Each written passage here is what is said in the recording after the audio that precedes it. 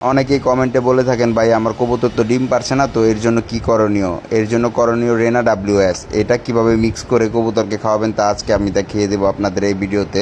তো আপনার কবুতর অনুযায়ী আপনি পানি নিয়ে নেবেন। আমার কবুতর অনুযায়ী আমি পানি নিয়ে নিচ্ছি। আমি 3 মগ পানি নিয়ে নিলাম একটি পাত্রে। তো একটি বড় চামচের হাফ চামচ আমি রেনা WS পাউডার নিয়ে মিক্স করে নিচ্ছি পানির সাথে।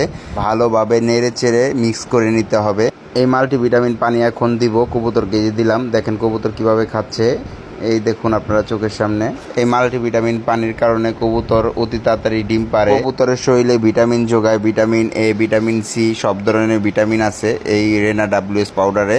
তো এরকমভাবে মিক্স করে সব কবুতরকে এভাবে পানি খেতে দিবেন। এতে করে কবুতরের ক্যালসিয়ামের ঘাটতিটা পূরণ হয়, ভিটামিন যোগায় শরীরে, শরীর ভালো থাকে কবুতরের। কবুতর ফিট ও সুস্থ থাকে এই ভিটামিনের কারণে। ভিটামিনের কারণে কবুতরের ডিম জমট হয়, ডিম থেকে সুস্থ সবল বাচ্চা বের হয়। প্রতি মাসে 3 দিন এই পানিটা দিবেন খাবারের পর যে কোনো এক বেলা।